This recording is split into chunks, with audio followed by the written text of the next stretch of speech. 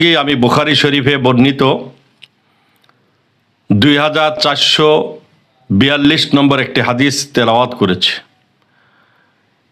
এই রওয়ায়াতের মধ্যে হযরত আব্দুল্লাহ ইবনে উমর রাদিয়াল্লাহু তাআলা তিনি বলেন, ক্বালা রাসূলুল্লাহ সাল্লাল্লাহু আলাইহি ওয়াসাল্লাম, আল মুসলিমু আখুল মুসলিম, যে মুসলমান এক মুসলমান অপর মুসলমানের জন্য ভাই স্বরূপ, অর্থাৎ মুসলমানের মাঝে সম্পর্ক হবে আপন ভাইয়ের সম্পর্কের মতো। লা ইয়াজলিমুহু, কোনো মুসলমান অপর মুসলমানের উপরে কোনো জুলুম করবে না, কোনো অত্যাচার করবে না। ওয়ালা ইউসলিমুহু, এবং কোনো মুসলমান অপর মুসলমানকে ধ্বংসের দিকে ধাবিত করবে না, তার ধ্বংস কামনা করবে না। সম্পর্ক কিরূপ হবে?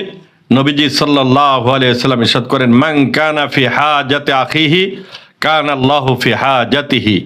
রাসূল কারীম সাল্লাল্লাহু আলাইহি ওয়াসাল্লাম ইরশাদ করেন, যে মুসলমান অপর মুসলমানের কোনো হাজাত পুরা করবে, কোনো জরুরত পুরা করবে, তো আল্লাহ রাব্বুল আলামিন তার যত জরুরত আছে গায়বী খাজানা থেকে তার হাজাত আল্লাহ তাআলা পুরা করে দেবেন। ওয়ামান ফাররাজা আন মুসলিমিন কুরবাতান ফাররাজাল্লাহু আনহু কুরবাতান মিন কুরবাতি ইয়াউমিল কিয়ামা।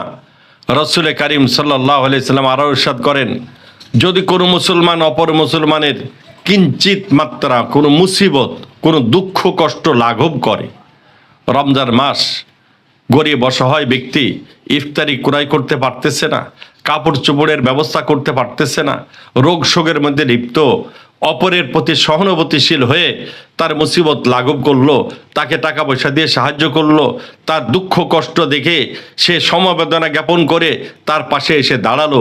নবীজি সাল্লাল্লাহু আলাইহি সাল্লাম বলেন, তো ফাররাজাল্লাহু আনহু কুরবাতান মিন কুরবাতি ইয়াউমিল কিয়ামা, কিয়ামতের ময়দানে আল্লাহ তাআলা বড় বড় মুসিবত থেকে, বড় বড় কষ্ট থেকে আল্লাহ রাব্বুল আলামিন ওই ব্যক্তিকে আল্লাহ তাআলা হেফাজত করবেন, তার কষ্ট আল্লাহ তাআলা লাঘব করে দেবেন।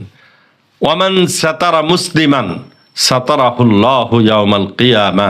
নবীজি সাল্লাল্লাহু আলাইহি সাল্লাম বলেন, কোন মুসলমান অপর মুসলমানের কোনো দোষ ত্রুটি দেখার পরে যদি গোপন করে, তো আল্লাহ রাব্বুল আলামিন কিয়ামতের ময়দানে তার বড় বড় দোষ ত্রুটি আল্লাহ তাআলা গোপন করবেন।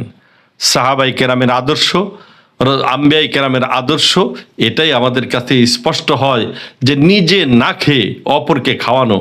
হযরতে ফাতেমাতুজ জোহরা রাদিয়াল্লাহু তাআলা একদিন হযরতে আলী সহ ইফতারি সামনে নিয়ে বসেছেন। আল্লাহ তাআলার ইমতিহান এমন যে ইফতারির পূর্ব মুহূর্তে একজন মিসকিন এসে হাজির হয়ে গেছে। কোরআনুল কারীমের সূরাতুদ দাহরের মধ্যে আল্লাহ তাআলা প্রশংসা করতে যে আল্লাহ বলছেন,